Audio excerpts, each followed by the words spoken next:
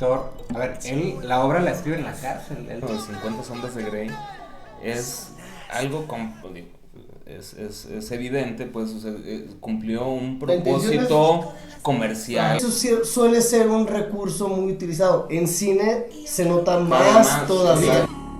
Hoy es noche de sexo, voy a devorarte, nena linda.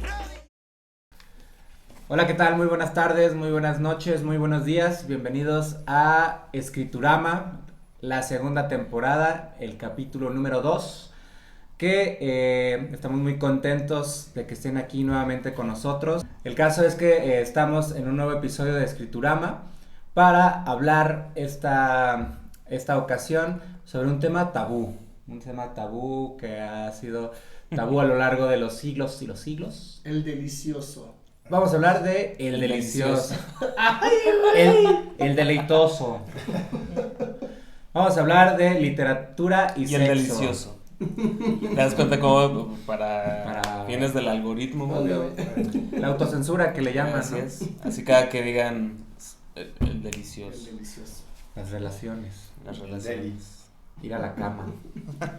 Bueno, va el tema. La literatura y hacer el amor. Y hacer el amor. Con 8. Bueno, exactamente, el tema es el sexo en la literatura o la literatura y el sexo, las relaciones sexuales que tiene la literatura y el sexo, precisamente, ¿no? Y bueno, en esta ocasión me acompañan, como ya es costumbre, el buen Pedro, Alfredo y Marco. Y este primer bloque vamos a... Pablo. Ah, yo soy Pablo, para el que no me conocía. Por quien no me conoce. Y bueno, este es Escriturama, un programa producido por Apatía TV, una casa productora que... qué bonita qué es. casa. Qué bonita Qué casa, bonita. ¿no? Qué calidad. Qué buenas cosas ha hecho. No, y luego tenemos, ahí trabajan unas gentes bien guapas. Gracias. Que según yo a veces he sabido que tienen pedos también con el tema que vamos a... Sí, no cogen básicamente lo que queremos decir.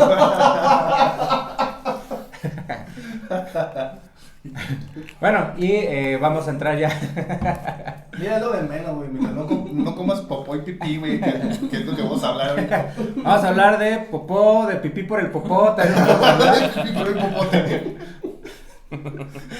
de muchas cosas, vamos a hablar. Todo eso va a salir hoy. Bueno, y ya entrando en materia, tenemos en primera instancia, pues, muchas cuestiones sobre personajes, diría yo, ¿no, mi querido Marco? Es un recurso o es un tema que aparece mucho en la literatura, lo tenemos en personajes. Tenemos personajes que son prostitutas, cortesanas, proxenetas, pedófilos, Amantes solamente. las aventuras, como diría el buen Romeo Santos, una aventura. Lo diría como 70 decibeles abajo, pero sí. Es más arriba, pero bueno. Perdón, a ver. Entonces es un tema que aparece mucho en la literatura. Entonces, pues vamos a tratar de no divagar bastante y tratar como de irle poniendo línea. Por ejemplo, tenemos personajes como las prostitutas, aparecen muy constantemente en literatura. Ahorita se me ocurre y se me viene a la memoria en La vida breve a la buena queca, a la que le ponían sus chingadazos ya pedos. Sus quecazos. Ella se dedicaba a ver a prostituta, no sé qué otros Bueno, ese arquetipo, entre comillas, de la prostituta que es golpeada o que es abusada, aparece en muchas otras obras de Onetti, ¿no? También. Roberto Alt, también. Por ejemplo, recuerdo El Pozo de Onetti, también tiene que ver con hay un personaje de esa índole ahí. Incluso hasta en El infierno tan temido no es precisamente una prostituta, pero hay también una relación ahí media abusiva y media complicada y enferma en el tema del infierno tan temido.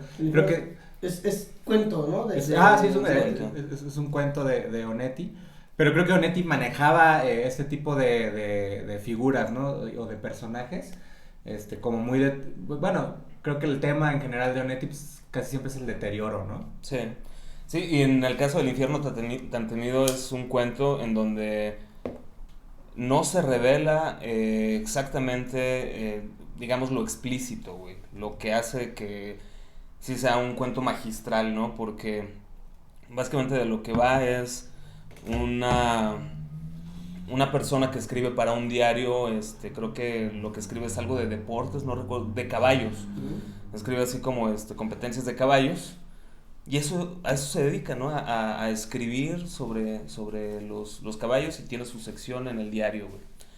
Entonces, por lo regular esta persona suele quedarse hasta el final porque pues le gusta más bien trabajar solo y todo eso. Y empieza a recibir una, como ahí medio... Una postal. Fotografías, pero jamás te dice que son fotografías de su esposa teniendo relaciones con otro. Pero todo eso lo vas intuyendo a lo largo. Es un cuento que me parece que no te lo tiene maneja cierta de dificultad. forma explícita, De ninguna manera. te lo va soltando, te lo va... No, eso es un atributo. Pero sí los firma, ¿no? Recuerdo como que la chava le firma, hoy estoy en Caracas, hoy estoy en Brasilia. Ajá, creo que hace ese tipo de... Por eso digo, juega como si fueran postales para... Sí. Pero yo coincido con Pedro, es un cuento complicado, ¿eh? No es sencillo. Digo, Neti. Sí, tiene cierta... Y entonces recibe este tipo de postales. De postales en donde, pues, a raíz de un conflicto que tuvieron de pareja, ella se separa de él, creo que él la corre, güey, él la echa. Ella está dolida porque él la echa. Entonces ella lo que hace, pues, es como una forma dolorosa de despedirse, bueno, no de despedirse, güey, sino de hacerlo sufrir, ¿no? Empieza como de desquite, a perturbarlo, exactamente. Okay. Ahora ya se hacen raps, ¿no? Algo así. Pero ya avientan celulares. Era diferente en ese entonces con él. Sí, pero bueno, es esa presencia de... Fíjate, es curioso porque es una presencia un tanto velada del sexo, güey. Sí. Y sin embargo, velada, pero a la vez... Pero presente. Muy presente, sí. Y ese es el atributo también de la literatura, ¿no? O sea, lo que estábamos comentando previo a iniciar la grabación es que la literatura tiene un propósito estético, ¿no? O sea, lo que se busca es cumplir un propósito estético. Y estas escenas sexuales o a veces hasta un tanto pornográficas, ¿no? En algunos casos, sí, obedecen más que, desde mi punto de vista, ¿no? A lo mejor habrá sus excepciones, pero más que obedecer a lo mejor a una condición un tanto explícita, creo que por tratarse de literatura, el foco debería de estar más en que se cumpla con algo estético, ¿no? O sea, que refleje a lo mejor otros atributos de la condición humana, en fin, y el sexo es como una parte de la historia, ¿no? Es importante ver que, digo, todo lo que está en la vida, ¿cómo le puedo decir? La fenomenología de los hechos acontecidos, en lo que vivimos en el diario, todo lo que está ahí presente tiene su lugar en la literatura, ¿no? O sea, si hay asesinatos, si hay amor, si hay muerte, si hay enfermedad, si hay locura, todo eso creo que lo vamos a encontrar aquí. Entonces, si para el ser humano, la condición humana, el sexo tiene una fuerza tan importante por la misma naturaleza humana, desde que el humano es humano, tiene que tener un sitio en la literatura, ¿no? O sea, tiene que estar ahí. Sí, y no como tema... No como tema principal, sino viene a ser como una forma de complementar la historia. O sea, no nada más tiene que ser como la línea original sobre la que se trata la historia, sino viene a ser como un punto complementario, cierto, como bien mencionan, de la parte humana, sí, en cuanto a las historias que se mencionan. Sí, o sea, incluso, y también como para delimitar bien de qué va a ir la conversación, que quién sabe... Advertiste que no íbamos a divagar, de lo cual dudo mucho, güey, porque nos encanta eso. Pero si pienso, por ejemplo, en una figura como el Marqués de Sade, ¿no? Que sus obras son profundamente sexuales, güey. Pero al mismo tiempo, el Marqués de Sade tiene también un compromiso muy particular con su contexto, güey, ¿no? Con el ser crítico en los valores de la época y transgredirlos un O poco, sea, te ¿no? refieres al contexto con la época en la que vivió. En la que vive vivió, y criticar esos valores, ¿no? Un tanto Hipócritas. hipócritas, exactamente. De hecho, esa es su Es una crítica, la intención es una crítica. Su blanco Ajá. es la hipocresía de la sociedad burguesa, porque él era un burgués, güey. O sea, él era un marqués. Y él lo que critica es esta hipocresía que hay tanto en la iglesia como en las cúpulas, Políticas. iba a decir cúpula de poder, pero eso se me hace como medio... Bueno, pues mira, Aspiracional. Bueno, ahí está, o sea, pero eso pues, ¿no? O sea, los grandes, el poder que imperaba en ese entonces, que regía los valores de la sociedad del siglo XVIII, sobre todo en Francia, pues es lo que el Marqués de Sade critica, y por eso ves en los 120 días de Sodoma, a sacerdotes teniendo sexo con animales. No nomás ahí, ¿no? En toda la obra, yo creo, ¿no? En Justine, en Juliette, en toda la obra aparece... Pero el Marqués de Sade es ahorita redondeando un poquito, supongo que es hacia donde ibas, Pedro, el Marqués de Sade es reconocido como por esta, ¿cómo decirlo? Este desborde de la parte sexual, ¿no? Pero, me pareció bastante interesante esta línea o esta posición que le ve respecto a que en realidad es una parte crítica, ¿no? O sea, sin a lo duda. que voy en cuanto al sexo es, la intención del Marqués no es nada más sexo por sexo, sino tiene una intención... Bueno, sí hay a lo mejor alguna patología, ¿no? Ah, Particular con ese personaje, ¿no? Pero la intención de escribirlo no es como, voy a Pero sacar también era todo alguien que- que a partir de eso que él lo nombra como un libertinaje, como algo positivo, o sea, como algo que se tiene que reivindicar de alguna manera con respecto a los valores de la época o esa hipocresía burguesa que decía Alfredo y Pablo. Creo que también a lo largo de la obra del Marqués de Sade lo que vemos son muchas disertaciones filosóficas, güey. Entonces, sí están estos encuentros explícitos, y creo que incluso para el día de hoy son tremendamente bastante. explícitos, güey. Sí, son Sí, las son personas cosas muy que fuertes. esperen encontrar lo que encontraron en 50 sombras de Grey, creo que no estamos hablando ni por kilómetros de algo similar, ¿no? No, sí es un escritor. A ver, la obra la escribe en la cárcel. Él duró no sé cuántos años en prisión, en la Bastilla, de hecho. Y esa obra siempre él se asumió, y de hecho es el gran... no me gustan los anglicismos, pero no sé, el outsider, esto ¿cómo decirlo? Como el Fuera del orden. Ajá, el que estaba fuera del orden establecido, ¿no? Fuera como del status quo, no lo sé. Porque no me gustan los anglicismos, pero sí me gustan los latinismos. Pero a lo que voy es que no era la intención tal cual, digo, sí. No per sí, se, o sea, sí, no per se. tiene... Probablemente sí era la intención, O sea, a lo que voy, sine sí, qua non, sí, pero sí es una parte de, pero no es toda la obra o tiene esta intención. Claro, o sea, va porque más también allá tiene... de, no es una obra pornográfica, Claro. nomás sexo por sexo, Bueno, sino tiene creo una... que sí es una obra pornográfica, güey. Creo que sí es una obra pornográfica, Pero pero no con esto es solamente la ajeno, única intención- no con esto es ajeno a la crítica de su tiempo y también a los ideales, güey. Porque creo que Marqués de Sade es una persona también de ideales, güey. O sea, pornográfico por lo explícito, pero Sí. a lo que me refiero es en la intención. Tenía también de pronto el deslizar ciertos ideales, cierta crítica. Sí, cierta sí, sí. intención. O sea, como parte de sus obras era eso. O sea, por lo regular, por ejemplo, Filosofía en el Tocador o Justine son historias de mujeres que a raíz de un encuentro con otras personas comienzan a pervertirse y encuentran en esa perversión una liberación de su espíritu y de sus propios valores, güey, de las concepciones que tenían de lo bueno y de lo malo también. Y que incluso las novelas son un poco como parábola, ¿no? O sea, Justine es la persona que no quiere ceder a la perversión y le va de la chingada en toda la Sí. novela. Y Juliet es la persona que sí cede, que acepta esa parte oscura de su personalidad y le va genial, ¿no?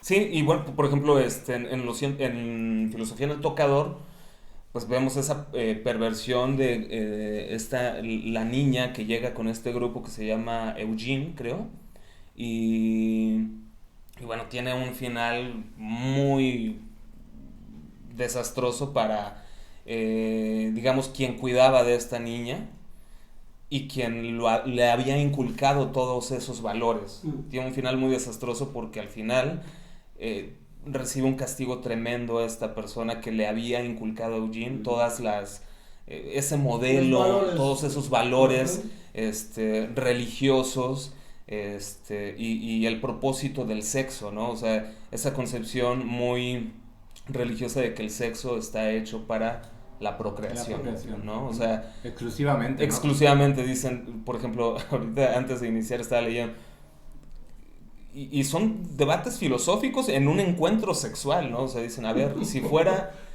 fuera el semen, el líquido, así como para hecho exclusivamente para la procreación, ¿por qué hay veces que este líquido se suelta sin necesidad de que exista la cópula, güey, ¿no? O sea, muchos hombres en las noches derraman este líquido y esto es algo natural y nosotros no somos ajenos a la naturaleza, ¿no?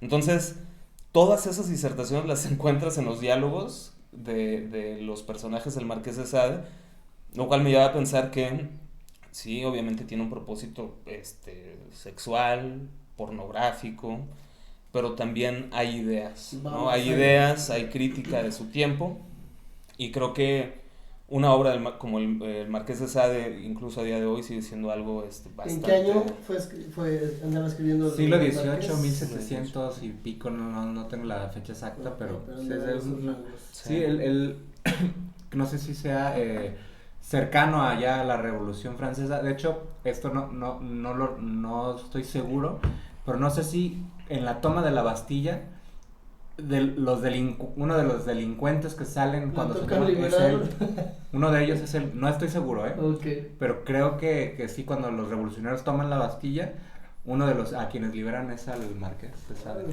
Sí, bueno, y es una degradación también de él como personaje, ¿no? Tenemos esta película que... ¿Saló? Saló, que es la adaptación, pero yo me refería a Letras Prohibidas, que es la vida del Marqués de Sade, con esta Kate Winslet y ¿cómo se llama el otro? Que es el sacerdote. Hay un sacerdote ahí, creo que es Joaquín Phoenix, el que sale ahí, y pues, vemos al personaje el Marqués de Sade, que no recuerdo ahorita qué actor es, pero una degradación en donde ya le prohíben escribir, o sea, le quitan todo para que pueda seguir escribiendo, y el güey no puede contenerse a seguir escribiendo. De hecho, hay una demanda de los mismos compañeros internos en leer sus historias. O sea, así como que necesito que escribas, y se van pasando las historias al punto en donde él escribe con su sangre, escribe con sus heces. ¿Escribe con heces? Sí, muy sisiado. Muy sisiado.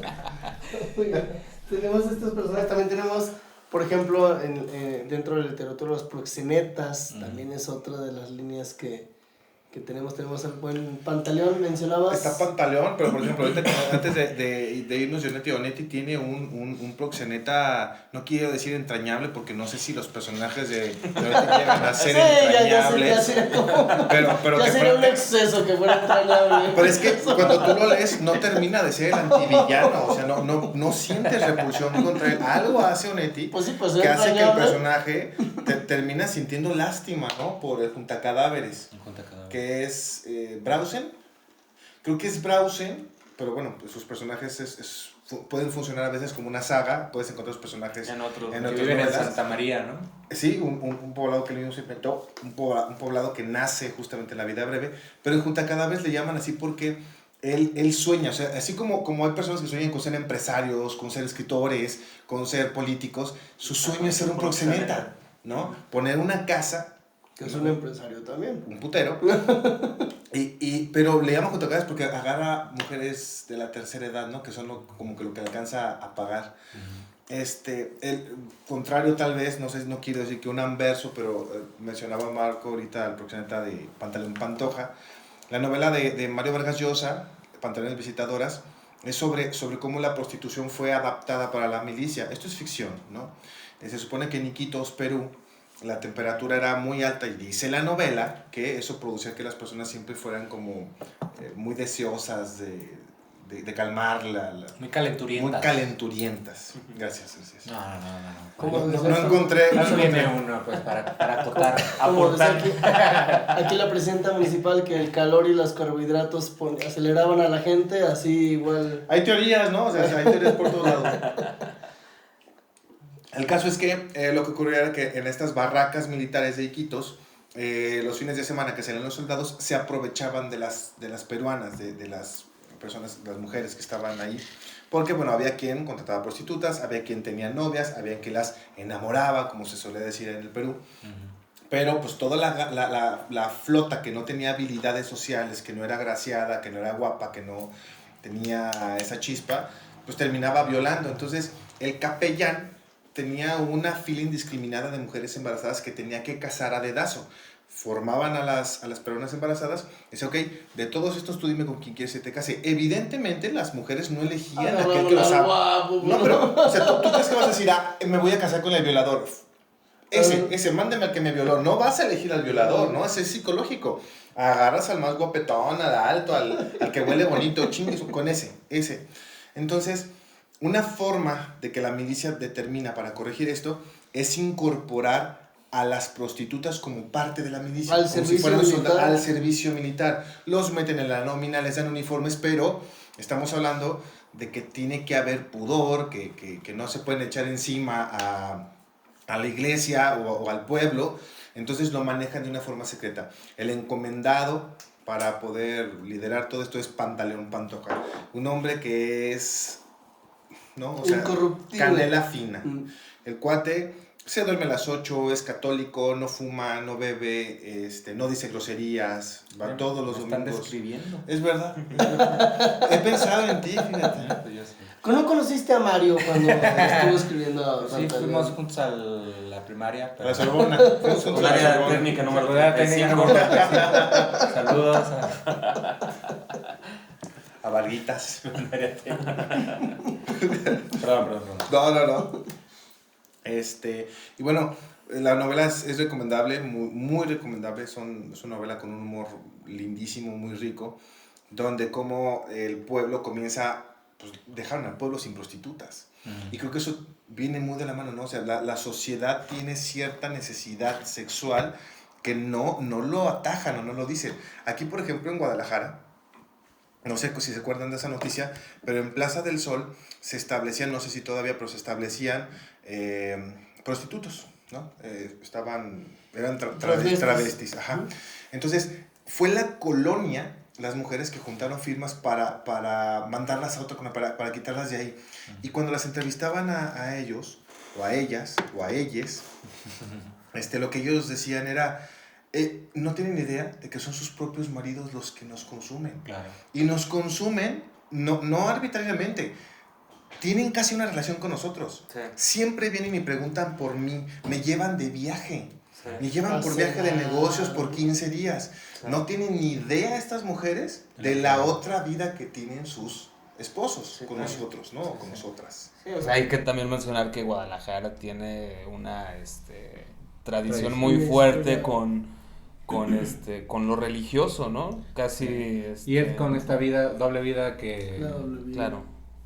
Qué bueno. Yo tengo una historia también de una proxeneta mujer, no sé si recuerdan la historia de la Cándida Heréndida y de su abuela desalmada. Muy cierto. Es cierto. La historia de la Cándida, creo que tiene un nombre, tiene un adjetivo, pues la no sé qué historia de la Cándida Heréndida y de su abuela desalmada, que es... La terrible y triste. Terrible y triste historia de la Cándida Heréndida y de su abuela desalmada, que es un cuento también que da nombre al libro de García Márquez, donde a Heréndira ella está a cargo de su abuela y una noche Eréndira se queda dormida porque tiene que hacer las labores del hogar y tiene que cuidar a la abuela, y en una ocasión Eréndira se queda dormida con una vela encendida y esa vela se cae, se prende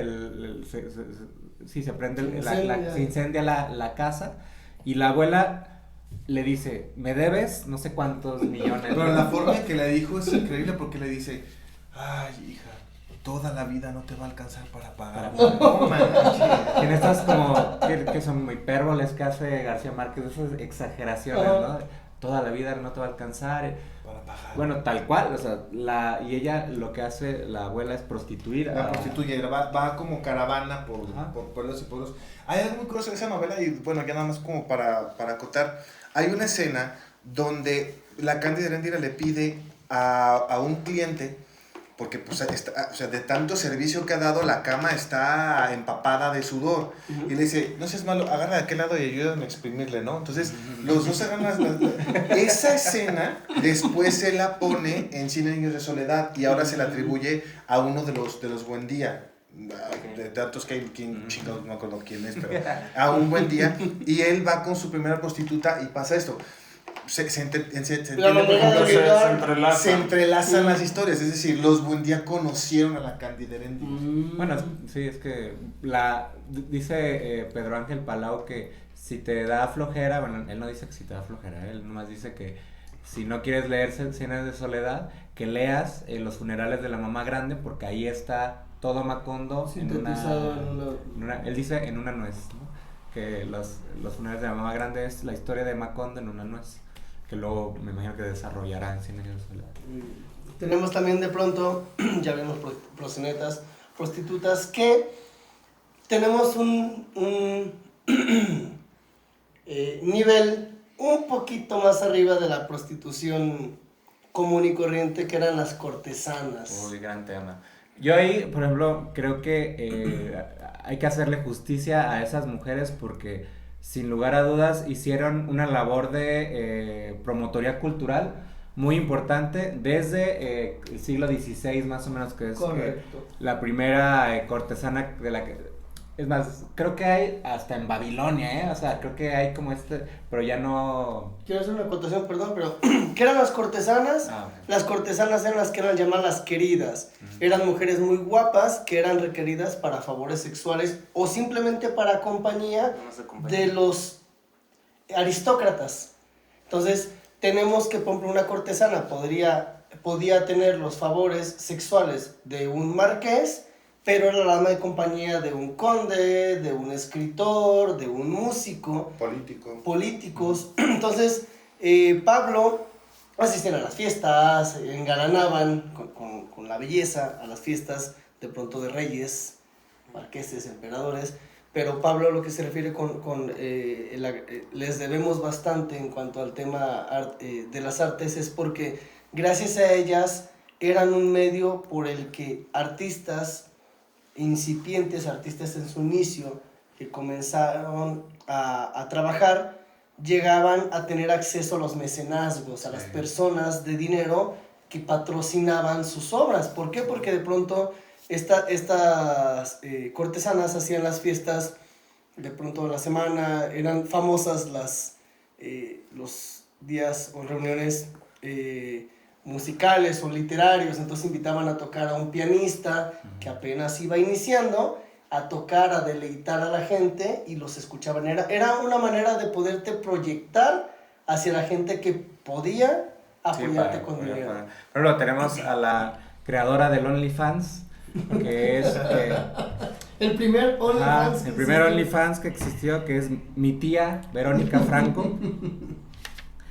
Bueno, no es mi tía, pero bueno. Yo quisiera. No, es Verónica Franco, que era una cortesana de Venecia de 1557. Ella nace en 1557.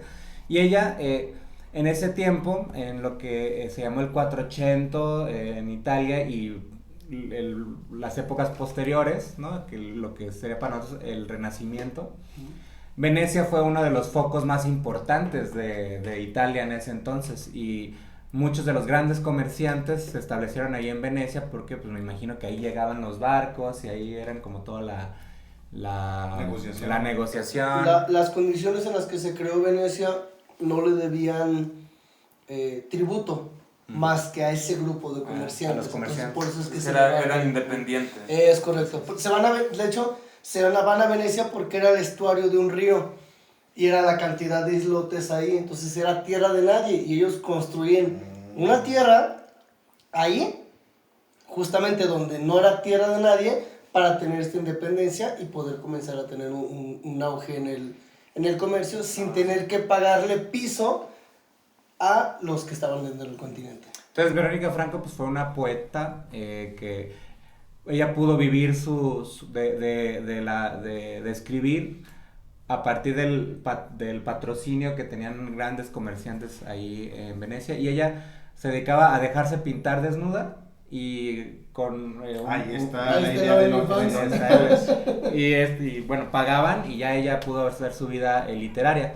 Pero hay una muy importante que creo que gracias a ella se debe mucho de la literatura, sobre todo en Francia, que es Marie Duplessis, o no, Marie, no sé cómo se pronuncia Duplessis, me perdonará la gente que nos está viendo allá en Francia. Y, que es bastante, ojalá nos corrija. Y ella, bueno, tuvo como amantes a Napoleón, no sé, creo que era Napoleón III, ella es una mujer que vive en el siglo XIX en Francia, y no sé si era Napoleón III, y ella inspira la novela la Dama de las Camelias, ella inspira una ópera que se llama La Traviata de Giuseppe Verdi, es decir, ya tenía como contacto con mucha gente en Europa. Y en la casa de Marie Duplessis, que era un palacio, que lo hizo a partir de estos, pues sí, de cuestiones como de prostitución o cosas así, ella juntaba a escritores, a pintores, a músicos, a filósofos en sus reuniones, en sus bailes, y no sé, por lo que decía Marco, ¿no? Estaba tal persona que era un editor de un periódico, una editorial muy importante, y le presentaba, ¿no? Pues, fulanito, te presento. Ajá, pues yo te publico, y en las pedas que se organizaban ahí, salían los negocios para publicar. Entonces, incluso hay una, que no sé, estoy seguro si era Susan Sontag, porque creo que Susan Sontag era más bien de la que se enamoró Hölderlin, pero hay una mujer ahí en uno de los salones importantes en Alemania, que también es una cortesana que andaba con uno de los, ahí en un duque de Baviera o no sé, que Goethe conoce a uno de los editores que le va a publicar también, y bueno, todas estas labores de promotoría cultural, bueno, estas cortesanas a eso funcionaron desde el siglo XVIII. Pero la mujer como motor, ¿no? Como sí, esta fuerza que ella era como el centro, centro donde convergen todos los pensadores y los grandes artistas. Los cataliza. Porque aparte se buscaba, oye, háblale a fulano, de mí, háblale bien de mí. háblale bien de mí, hecho, me interesa. Hay un cuento de Vicente Leñero en un libro que se llama Más gente así, o más personas así. Más gente así, una catalana. Ella no era cortesana, pues, pero ella hizo todo el boom, ¿no? O sea, gracias a ella, okay. Mario Vargas Llosa fue, pero ¿era Alfaguara o era Anagrama? No recuerdo, pero ella era una... Va a ser Six Barra, ¿no? Una de esas que fue... Six Barra fue el que publicó la primera novela de... Va a ser Barra. Bueno, ellos, así, García Márquez, Mario Vargas Llosa, y él cuenta cómo él ¿dónde está fulana? Se llamaba Carmen Balcells, algo así se llamaba la fulana esta. Aquí los vamos a poner en Ajá, la persona que edita, que deja mucho que desear, pero bueno. Y él cuenta cómo pues todos los del boom estaban como, y aparte era como cazándolas para que... Güey, si eres latinoamericano, ella te va a publicar y te va a lanzar al estrellato, ¿no? Entonces, hasta cómo se peleaban entre ellos, ¿no? Vargas Llosa con no sé quién, y para sobresalir ahí con ella, y ella pues, ya dándose como aires de rockstar, de que, sí, déjame tu novela, y yo la leo.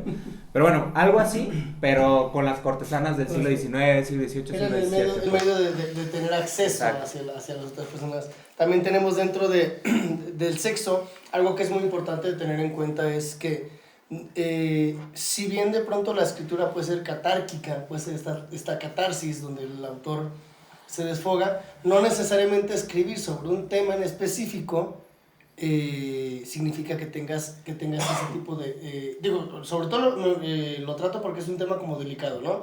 Tenemos a Marqués de Sade donde él sí tenía estos impulsos y él sí tenía este rollo, pero por ejemplo, no necesariamente podemos encontrarnos con novelas de pronto como muy crudas o muy fuertes respecto a los temas que tratan y no necesariamente es como una situación donde el autor se presentan.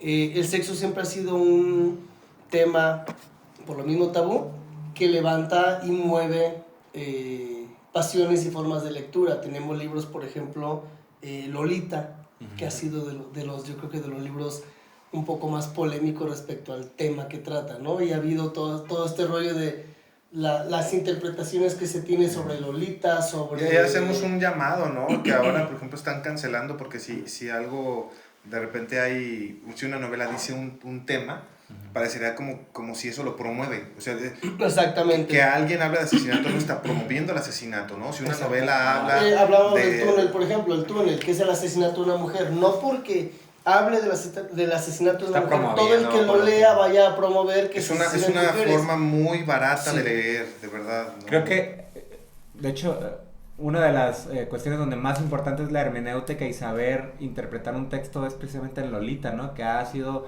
objeto de una cantidad de malinterpretaciones y de poca o de interpretaciones muy poco profundas o interpretaciones peligrosas, que de pronto sí puede ser, la intención del autor no es esa y de pronto te puedes ir a un extremo o al otro. Creo que ahí, o sea, es interesante porque este fenómeno de la cancelación está muy en boga ahorita, ¿no? Y creo que pues uno como lector pues tiene esa libertad de decir, bueno, sabes que esto no me gusta, no me gusta, ¿no? O sea, y decir a lo mejor genuinamente no me gusta, ¿no? O sea, no me gusta Lolita, ¿por qué? Porque no, o sea, no encuentro en la narración algo valioso, en fin, ¿no? Es algo muy respetable, pero no con esto quiere decir que sea positivo censurarlo. Sí, yo sinceramente creo que trata de un tema de falta de humildad. Porque cuando una persona se atreve a decir eso que tú haces no es funcional, es como si la persona partiera de que tiene el bagaje suficiente para decir que sí o que no. ¿No? O sea, tiene... Y no nada más el bagaje, sino como la autoridad moral. La autoridad moral, o sea, claro. yo lo tengo y por lo claro. tanto yo te puedo decir si eres funcional o no es funcional. Claro. Tiene visos de dictadura eso. Completamente, ¿no? sí. Y aparte,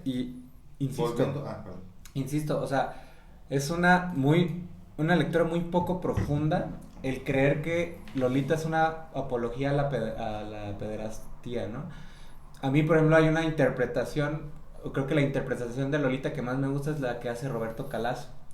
Roberto Calazo dice que lo que está expresando Nabokov, ya iba a decir, pues como más como en Moscú del Este. Nabokov lo que está expresando ahí es una relación con lo que llama Calazo lo feérico, ¿no? Como una relación con las hadas, y como las hadas lo que hacen es te toman, que esto obedece ya a una tradición que viene desde Hölderlin y viene desde el romanticismo alemán, que es de que hay ciertos espíritus que te toman, te vuelven loco y que no te dejan, no te sueltan, pues, y eso es lo que dice Calazo, que está expresando Nabokov en esa... Yo no quiero contradecir a Calazo, pero entrevistaron, y hay varias entrevistas que le hacen directamente a Nabokov.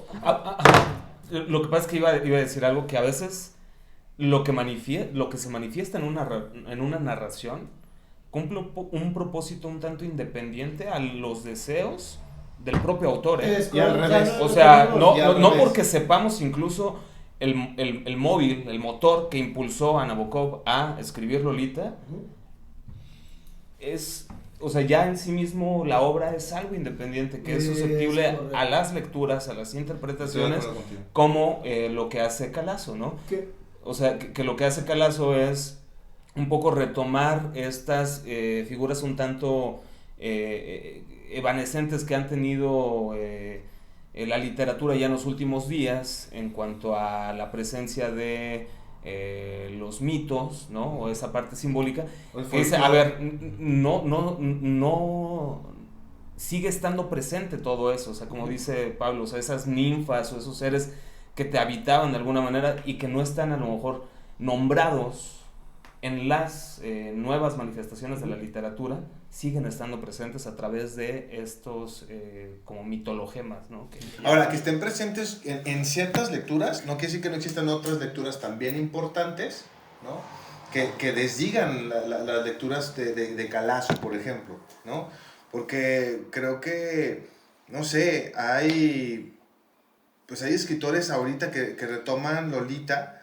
Estaba pensando en lo que dijo, pues, van a decir que me caso mucho con él, pero sí, pues Mario Vargas Llosa al respecto. Yo pensé que Padilla. Yo pensé que Padilla también iba a aparecer. Fíjate no ha aparecido. Que no sé si la leyó, yo digo que sí, pero nunca lo escuché hablar bueno, nunca vi o leí algo. Ajá. Pero lo que decía, y mira que lo dice un hombre que en toda su narrativa, en toda su obra, que es bastante, es muy voluminosa, la presencia del sexo está ahí. Es más, el elogio a la madrastra, la figura de Fonchito, él quiso hacer la verdadera maldad en la infancia. Ese sí era un cabrón. Yo francamente siento que la niña solamente era una adolescente con mucha vivacidad, que quería salir, que tenía curiosidad por todo, pero yo no sentí en ningún momento, que seduciera o que intentara seducir. O sea, era un hombre que se casó con su madre. Digo, para los que no la han leído, más o menos la historia va así. Es un hombre que viene de Rusia, se instala en Estados Unidos, renta un cuarto en la casa donde reside la mamá de Lolita y Lolita, pero lo hace porque ya quedó obnubilado por Lolita. De pasada ve a Lolita y queda... Es una adolescente de, ¿qué? 13 años, 13 ¿no? años. 13 años Lolita. Entonces, él urde la estancia ahí, el casarse con su madre para tenerla cerca. Y poco a poco logra, no sé si convencer es la palabra, pero comienza a tener relaciones con Lolita. Cuando su madre se entera, enloquecida, ahí sí les voy a spoilear, una disculpa. Si no han leído Lolita... Esto no les estorba, sinceramente. Cruza la carretera enloquecida, la atropellan, y entonces él pide la custodia de Lolita y se aprovecha todavía con más saña. ¿no? Se la pasa a salto de mata buscando carreteras y brincando de motel en motel. Perseguido por otro personaje que también le echó el ojo a Lolita. Entonces, aquí sobre todo, ya un poquito para no entrar en mayores debates y que se alargue esto, pero el tema, a lo que vamos y a lo que esperamos mucho, y van a verlo muy constantemente en este canal, es que la censura no ayuda. A final de cuentas la obra está ahí. La parte estética, la parte como artística que tiene la obra existe independientemente del autor, y tiene mucho que ver también la lectura que le damos, y es donde Pablo entraba con la parte hermenéutica, la lectura que le da uno también. Y el contexto de la obra. El contexto de la obra, Lolita yo creo que ha sido las obras muy comentadas por todo. Y hay interpretaciones de un lado, del otro. Sí, hay interpretación, claro. A lo que voy es, ¿a qué apelamos? A que a final de cuentas, la mejor interpretación que le puedan dar es la que le dé cada uno de ustedes respecto a la lectura, y con base en la información y en su propio criterio. Que la censura no evite llegar al tipo de obras, o que otros no decidan qué sí tenemos que leer y qué no tenemos que leer, con base solamente en el criterio de una persona. La censura no solo no es beneficiosa, ni siquiera es útil, porque los libros más leídos creo que son los libros prohibidos, güey, o sea... La censura promueve. Lo que hace es promover, o sea, por ejemplo, yo pienso en Las Flores del Mal, ¿no? 1857. Lo prohíben en Francia. ¿Cuál es el libro más importante de Baudelaire? ¿Y cuál es el libro más importante de la poesía desde el siglo XIX para acá? Pues Las Flores del Mal. Pasó aquí en México, tenemos nuestro caso en los 2000s, cuando el buen Fox llegó al poder, tenía un secretario del trabajo que era Abascal, y la maestra les dejó leer a su hija, Aura, de Carlos Fuentes. Y fue un revuelo porque el buen secretario del Trabajo, yunquista, pidió que se vetara, que se retirara de todas las librerías Aura porque era una novela que fomentaba la perversión. La escena de las... que le disgustó es una especie de metáfora que hay entre una misa y el acto sexual. Ahí, en la forma en que narra Fuentes, parecería que esto se empalma y funciona como algo simultáneo. Híjole, no sé, son 2 páginas de toda la de novela. toda la obra. Aura no se leía, no es la obra más importante de Carlos Fuentes, pero a raíz de que el buen secretario del Trabajo, Abascal, pidió que se retirara de todas las librerías Aura, ¡pum! Ahí va para arriba Aura, y fue de las obras más leídas ese año. Entonces la censura no ayuda. ¿Cuál es la intención? Que se forme cada quien su propio criterio y que lleguen, sobre todo en temas como como el tema de sexo. Hay un montón de temas también tabú. Lo importante es poder tener, y seguimos apelando mucho en este canal, a tener la libertad, el acceso, y que cada persona pueda decidir, y que existan estos foros donde se puedan discutir precisamente para poder llegar a un consenso, que no sea un tema que no se hable, sino que sea un tema que se comente, que se discuta y que se pueda alimentar. Muy bien. Bueno, entonces vamos al bloque 2, donde van a aparecer nuestros patrocinadores, que es Grupo Modelo, Ignacio Padilla. Ignacio Padilla, Silvia Hoy no ha Plath. aparecido Pizarni. Ah, no apareció Pizarni, pero ya próximamente. ¿No? Y los condones y Zico chetos, también. y chetos Paquetaxo también. Volvemos. Muy bien.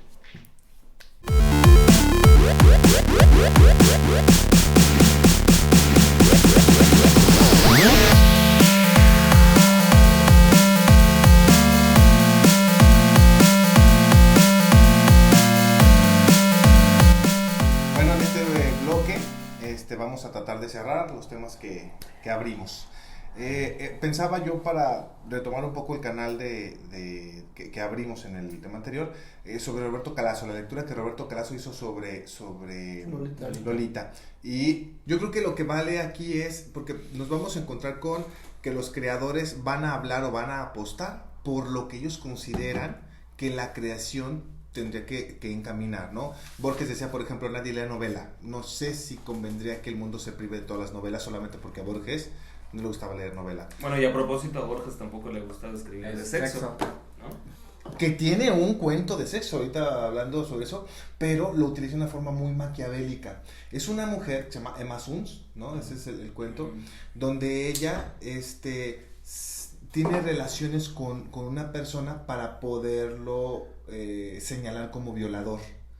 Puso la prueba, ¿no? Emma Suns. Sí, bueno, cierto. pero tiene toda razón, o sea, Borges tuvo, quien lea la biografía, quien se acerque a él, van a darse cuenta que era un hombre que tenía muchos problemas con las mujeres, con las relaciones amorosas, con lo sexual, tenía como broncas. Entonces, cuando una persona dice, esto me gusta o esto no me gusta, en realidad está conformando su visión del mundo y por lo tanto su visión literaria, ¿no?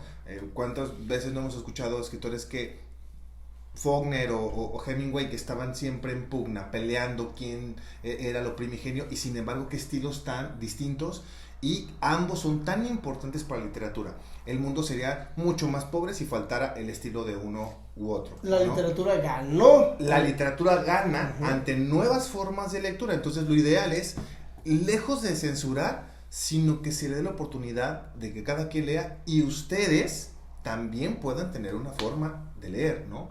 Obvio. Menos censura y más lectura, ¿no? Amén. Ándale. Menos censura, más Dicho lectura. como un verdadero. Un prodigio. Vamos.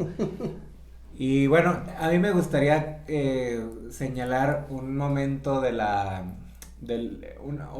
señalar una lectura a propósito de las lecturas que hay acerca del tema. Una lectura que hay en el siglo XX de un pensador francés que se llama Michel Foucault, porque él tiene una lectura de la sexualidad muy particular que me gustaría compartirles.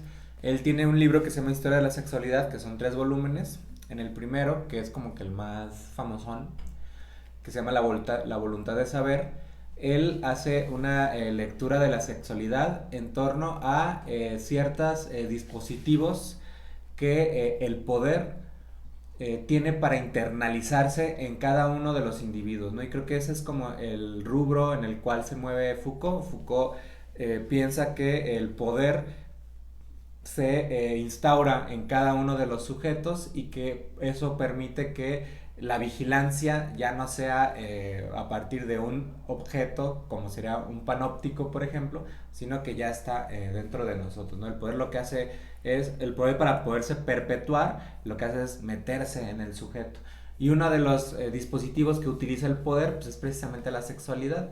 Él dice que, por ejemplo, la confesión y la culpa son dispositivos en relación a la sexualidad, son dispositivos que utiliza el poder para poderse perpetuar.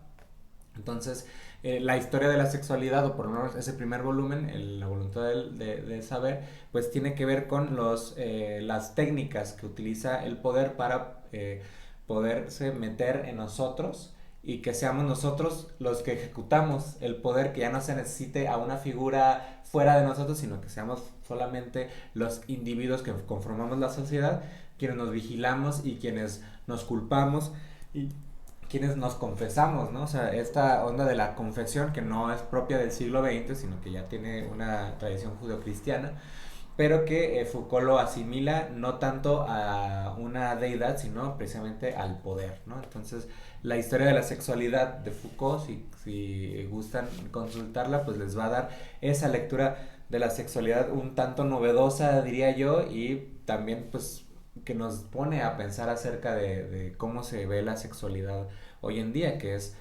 un dispositivo más, ¿no? del poder. De otra manera, otra visión.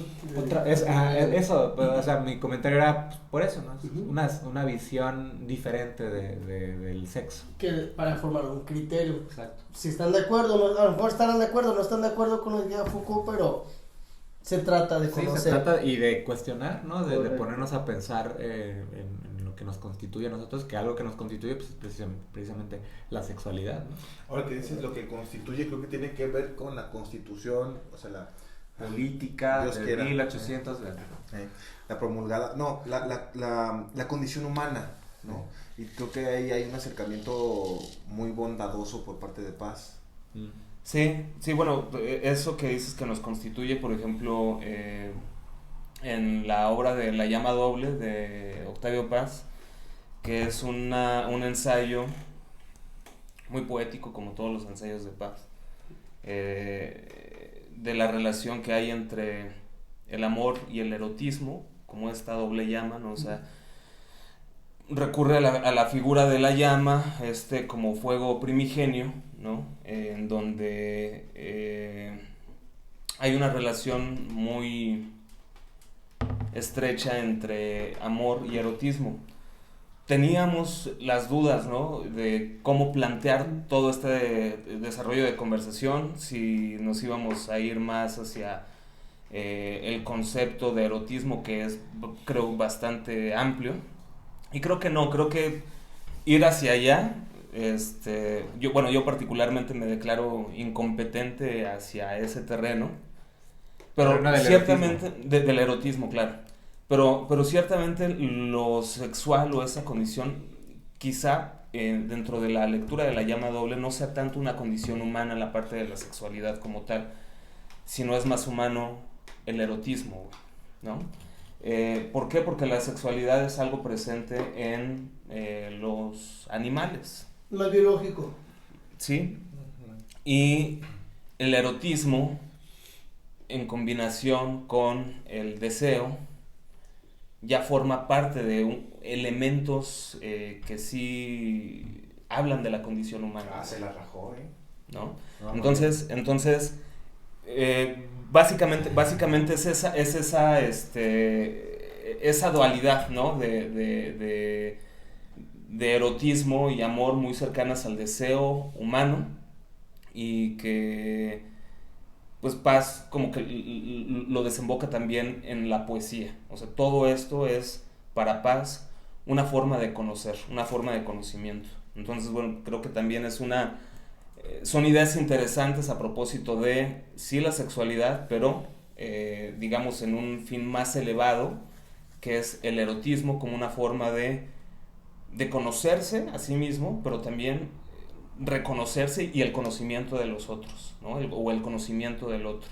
Entonces, pues no sé, yo no sé si pueda comentar más sobre eso de la llama doble. Creo que es un ensayo que también pone ahí de manifiesto esta relación que existe entre el erotismo en la literatura o en el arte, y en general pues esta combinación de amor y erotismo que a mí me resulta muy interesante. Porque es muy importante, ¿no? O sea, tenemos la diferencia también, son temas que van de la mano, pero no precisamente tienen que estar siempre juntos, el erotismo y el sexo. No solamente en la literatura, sino de pronto también en el arte. No todo lo que sea sexual es erótico, y no todo lo que sea erótico precisamente tiene que terminar en el acto sexual, ¿no? Sí. Entonces, pues bastante interesante esta visión que tiene Paz respecto a Sí, hay una frase de Freud que me resulta muy interesante, que dice que todo lo genital es sexual, pero no todo lo sexual es genital. No, hoy vienen,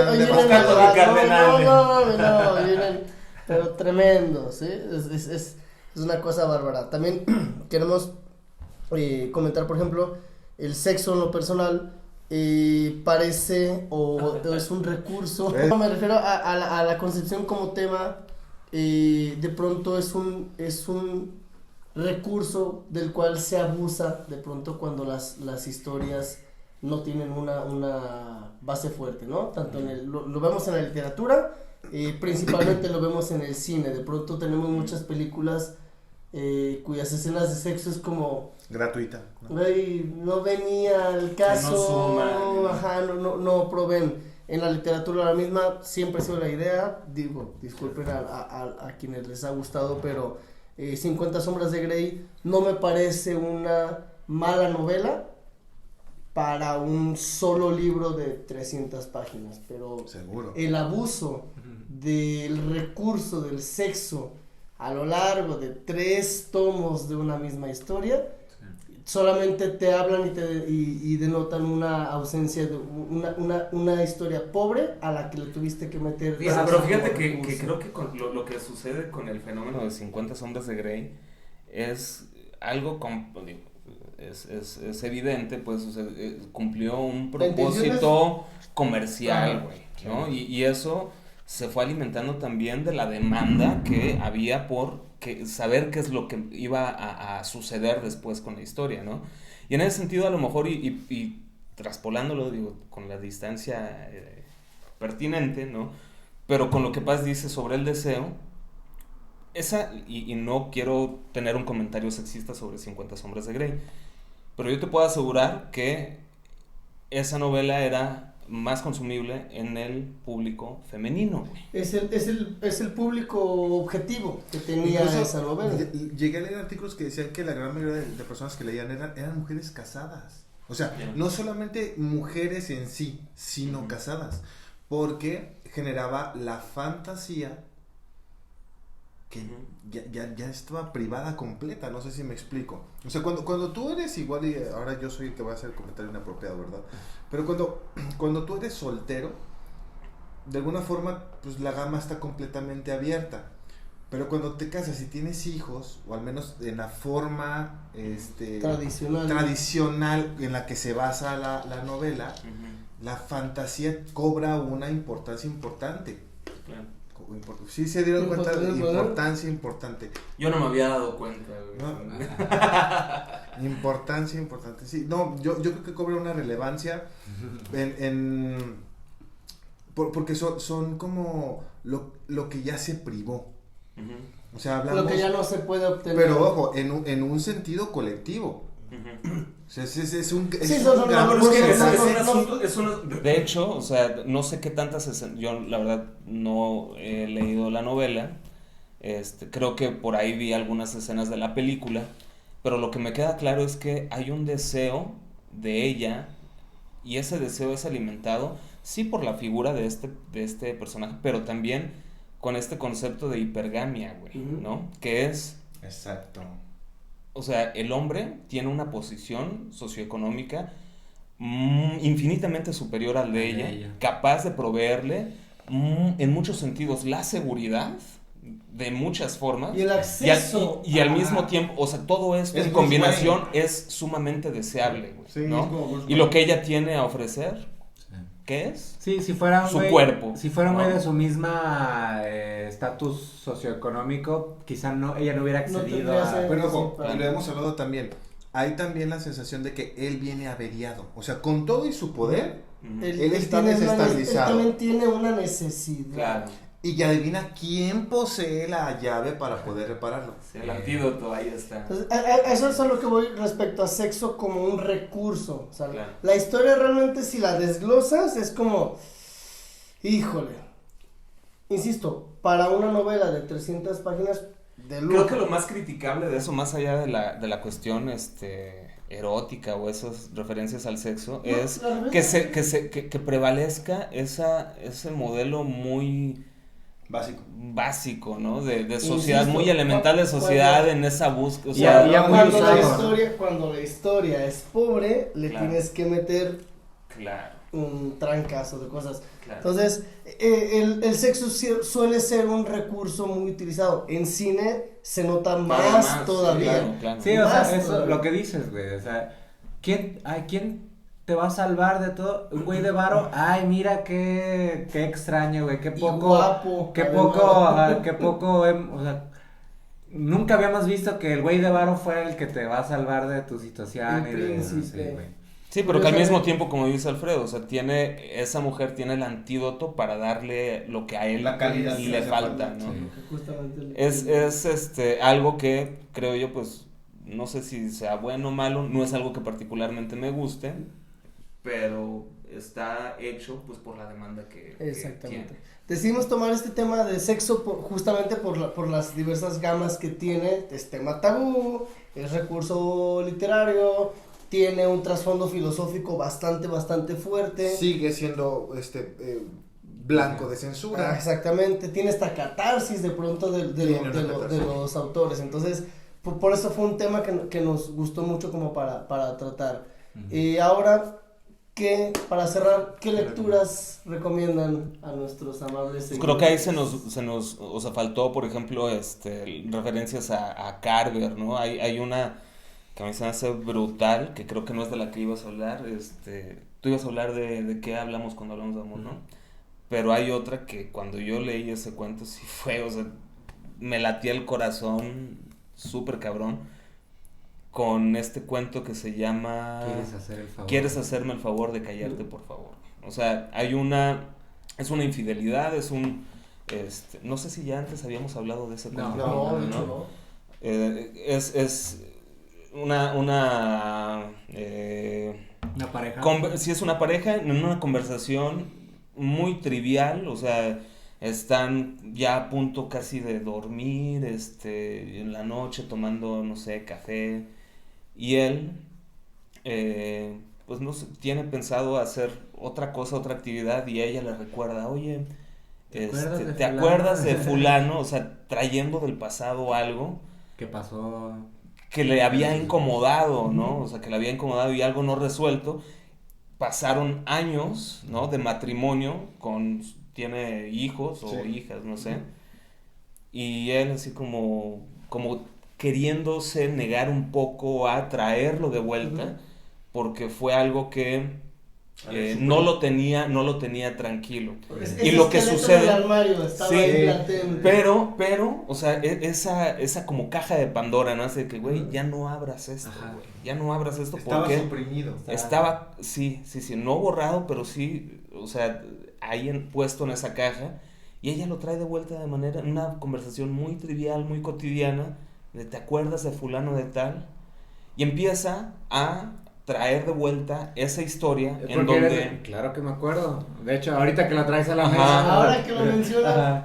tuvimos una reunión en donde tú y él se fueron por alcohol. Ajá, por alcohol. ¿Qué fue lo que pasó?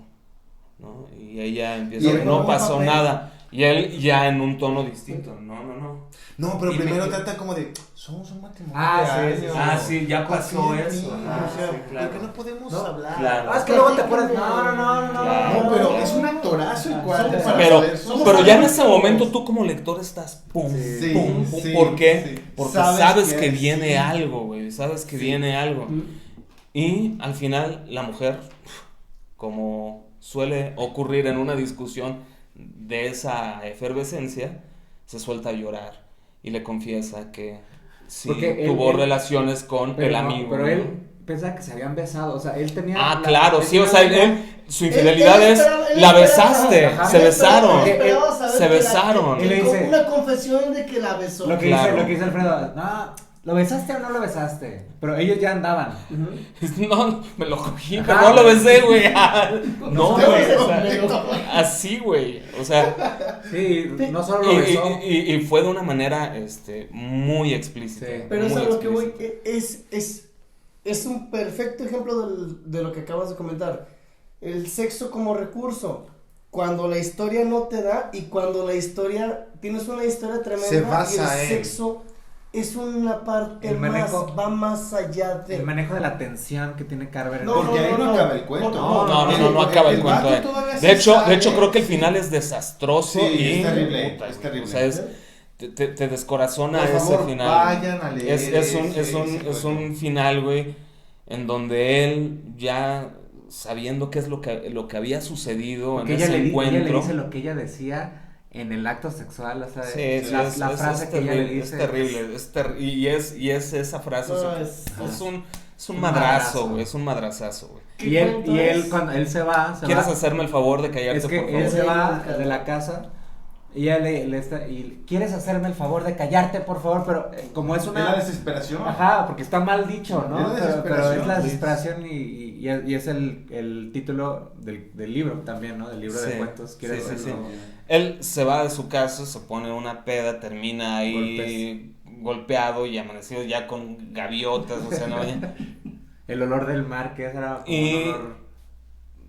Bueno, pues creo que ya la cagué, ya les conté el final. No, O sea, no pierde. regre- el cuento Que no lo pierde. haya, que no. regresa, o sea, al final, pues no concluye y sí concluye, ¿no? Porque él regresa a su casa y Muy se a mete la a Muy la, al Carver. estilo y se- de Carver. Muy a la y se Carver. mete a la cama, Como güey. si nada Se mete a la pasara. cama, güey. Entonces es así como que, ¿qué pasó? ¿La Y perdonaste? O sea, bueno, de alguna manera, digo, está implícito, la perdonó, se metió a la cama, pero también es esa sensación de O qué no, va a pasar. fíjate, yo pensaba cuando yo leí ese cuento que podría ser un matrimonio que comenzó el principio del El fin. fin. O sea que tal vez lo que iban a descubrir A en los partir de siguientes ese momento meses ya es no que iba a ya ser no lo era mismo. tolerable y era una Ujú. cuestión de Es tiempo. que eso es lo Es- maravilloso. bueno, de Carver. yo tuve una lectura distinta, o sea, Sí, eso es lo importante. yo tuve una Chido. lectura distinta que ese final de él metiéndose a la cama es una Aquí situación no de pasó yo nada. prefiero el orden. Aquí no pasó Yo nada. prefiero el orden de mi casa, prefiero el orden de esto que llamo matrimonio, o sea, cual Lo que sea, sea. lo que sea, pero este orden, antes que volver a estar golpeado y amanecido. Y lo que es Carver, ¿no? Volver al principio, o sea, de que parece que tu vida va a cambiar a partir de algo y no, güey. Regresas al mismo sitio de donde Sí. fue. Y esos personajes que parece que van a por fin cambiar y salir de la mierda donde están y luego vuelven al mismo sitio. Eso, Sí. eso de Carver. Eso es muy- Yo creo que comercial. vamos a dedicarle un día un capítulo Carver. entero a Sí. Carver. Y eso me porque- recuerda, no sé si vieron la película de Closer, donde sale, seguro la viste, güey, sí es muy, muy famosilla. Sale Julia Roberts, sale Jude Law, sale, ¿cómo se llama Clive Owen y Natalie Portman, güey. Es un pinche cuarteto amoroso ahí, o sea, Julia Roberts, que está vinculada con Clive Owen, pues se enamora del escritor que es Jude Law, que está vinculado con Natalie Portman, Ok. y a su vez Natalie Portman se vincula con Clive Owen, o sea, se hace ahí un enredo. Muy de- Y hay una de- escena- Hay un tianguis ahí. Hay una escena muy, Muy muy de- fuerte que le encuentro similitud al cuento de lo de quieres hacerme el favor de quedarte por favor, en donde él Clive Owen, que es un médico, regresa a su casa, encuentra, no recuerdo cómo se llama el personaje de Julia Roberts, y la encuentra recién bañada, güey. Entonces él ya empieza, güey, ¿no? Y aún así está tranquilo. Y de una manera muy diplomática comienza a decirle que sí, porque ya sabe que tiene una aventura con este escritor, güey. Pero comienza a pedirle detalles muy explícitos, güey. Como mencionas del cuento que Muy empezaba. No, y eso también suena en Ojos Bien Cerrados, ¿no? Sí, Ah, sí, sí, sí. que en realidad es una novela de Arthur Schultz. No sé. Sí. No, no sabía, no sabía. Pero eso ocurre, güey. O sea, es esa necesidad de querer, o sea, de como hombre, no es suficiente De saber, rascar. no es suficiente saber como que la punta del iceberg No. es, quiero que me duela, güey, ¿no? O sea, Que me y hagas quiero, pomada. y quiero que me des los detalles que me van a Que me van a tirar, ir, sí. güey, que me van a tirar. Y eso se ve ahí. La manera en la que lo resolvió el doctor, pues a mí me hace muy cabrona, porque al final pues, es un personaje mucho más fuerte que el escritor, que es más sentimental. Y él, a raíz de eso, va a encontrarse con Natalie Portman, que es una bailarina exótica. ¿Para qué? Para hacerle, digamos, la misma jugada al escritor. Ajá. Entonces, la película termina con que la vida que llevaba Natalie Portman, que era la bailarina exótica, con el escritor, en donde aparentemente había un vínculo mucho más formado y de mucho mayor tiempo, ella jamás fue honesta con su verdadero nombre, por ejemplo. O sea, ella, después de todos los años y después de todo el amor que se ve en la película, jamás le dio su nombre verdadero. Y cuando él va a visitar a Clive Owen al table, pues,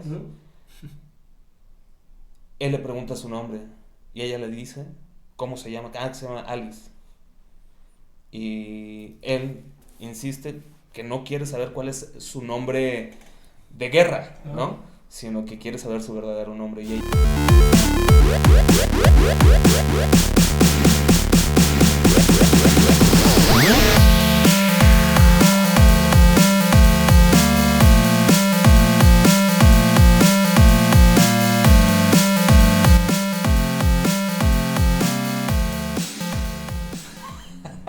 Bueno, después de la interrupción, el asunto con la película es eso, o sea que a veces los vínculos más afectivos no necesariamente son los vínculos más honestos, ¿no? Ahí en lo que se ve en la película de Closer, que encontré un poco como esa sensación similar a lo que me produjo el cuento de Carver. De Carver.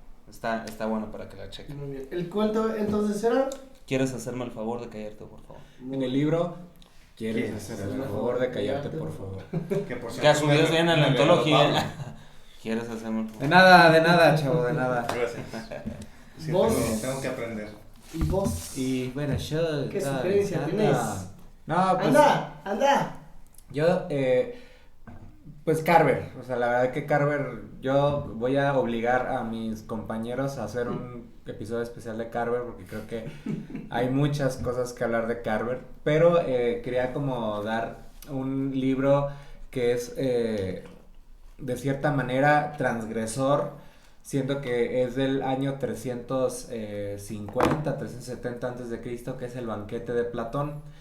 ¿Por qué digo transgresor? Porque ahí está jugado mucho de la idea de amor que tenemos y de sexualidad que tenemos en el siglo XX, como por ejemplo la manera que tenían en la Grecia clásica, en aquella Atenas de Pericles, ¿no? Estas Atenas del siglo V, siglo IV antes de Cristo, de la idea de la sexualidad que no era en un sentido como lo conocemos hoy en día. Entonces el banquete de Platón te hace cuestionarte incluso hasta, por ejemplo, la cuestión sobre la heterosexualidad, ¿no? Y podría podemos pensarlo como en lo que hacen los pensadores de los 60s, ¿no? De de la teoría queer, como la heterosexualidad, que no es algo natural, sino es una norma política.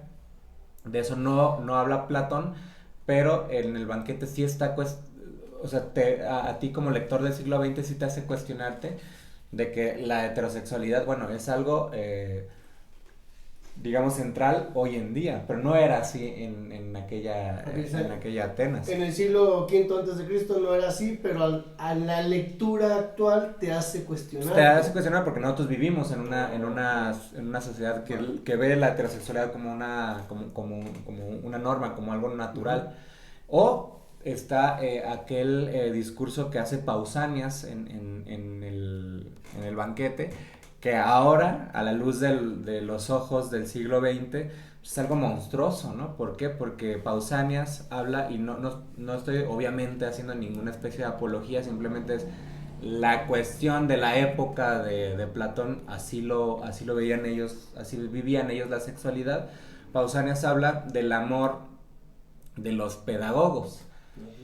Y Pausanias utiliza un término que es paidos filos, ¿no? O sea, como él habla de que cuando tú amas a un jovencito, ¿no?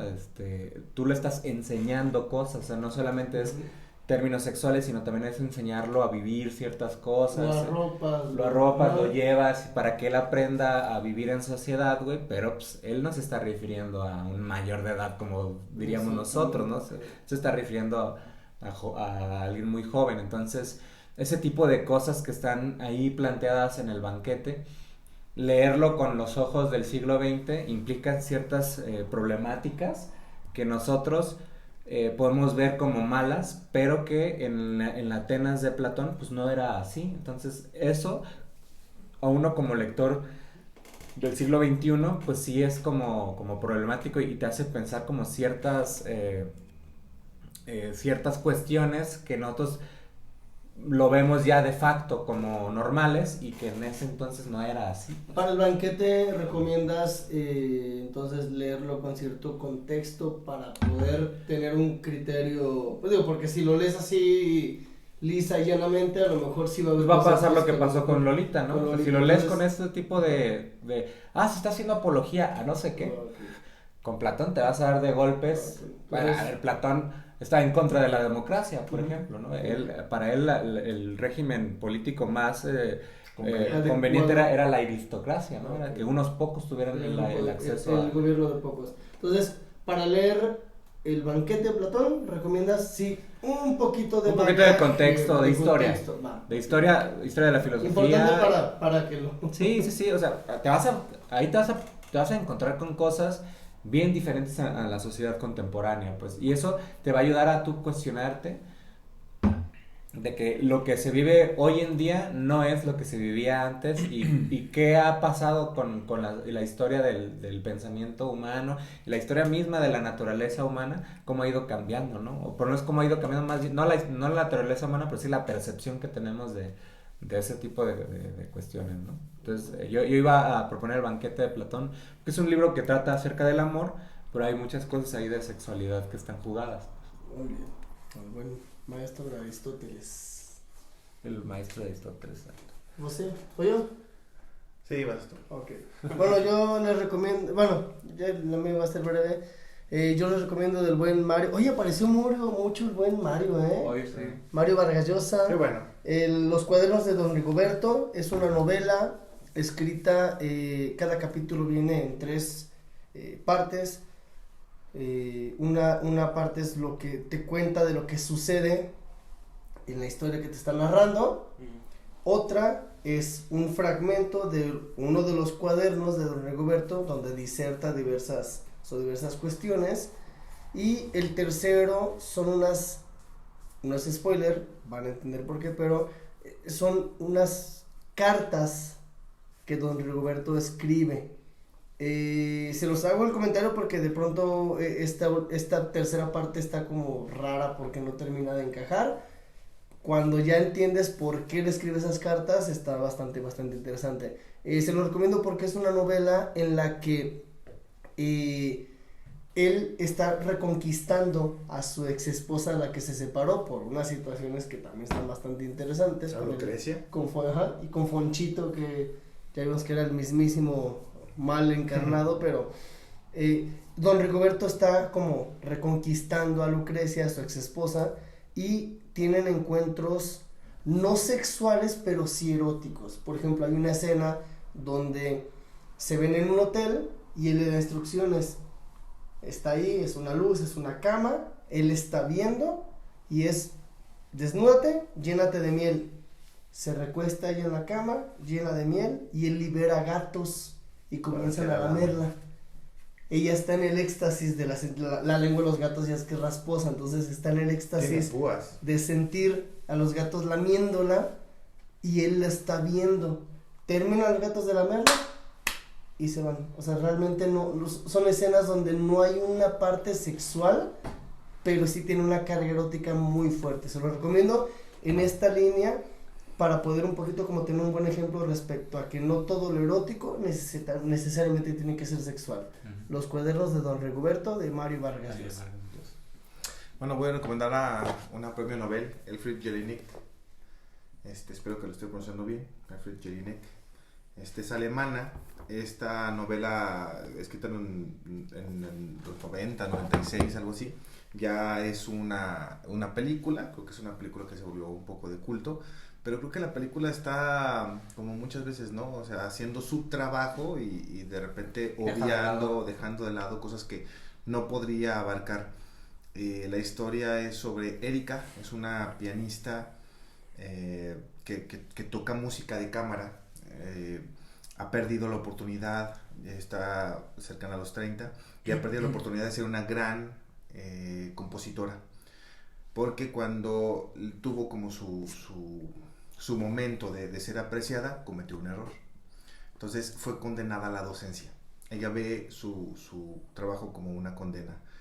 Hay un alumno que se enamora de ella, pero ella vive como castrada, ¿no? Es su madre, su papá estuvo en un psiquiátrico, está en un psiquiátrico, entonces no tuvo una figura paterna. Y en el momento en que él se va, Erika asume la proveeduría, la protección a su madre. Entonces funge como dos papeles, ¿no? Un poco como la figura de proveedora de protección y de dinero y todo lo demás, pero al mismo tiempo sigue siendo un vínculo de los deseos de la madre. La madre es una persona muy, muy enferma, no sé, emocional y psicológicamente. La conlleva una castración excesiva a través de los años, pero hay un alumno que se va colando poco a poco en esas clases y logra vivir con Erika algo que ella pensaba que era incluso una situación de repudio, ¿no? Porque Erika es completamente insensible.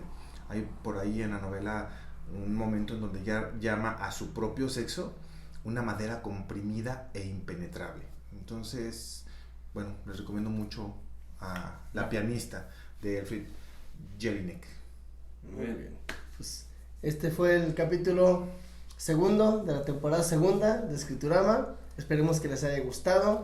Si les gustó, si ya leyeron alguno de los temas, tienen alguna lectura que nos recomendarían o que sobre el tema les haya gustado, los invitamos a escribirnos, dejarnos sus comentarios. Los invitamos también a seguirnos en redes sociales, en Instagram como Escriturama, y en Instagram, perdón, Escriturama el canal, y en Facebook como Escriturama nada más. Y en Apatía...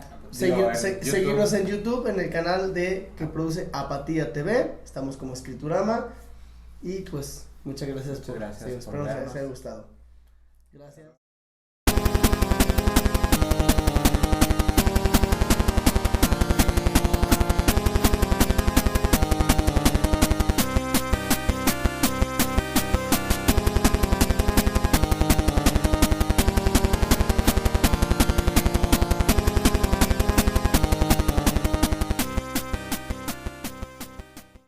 Hello, motherfucker. Let's start right out.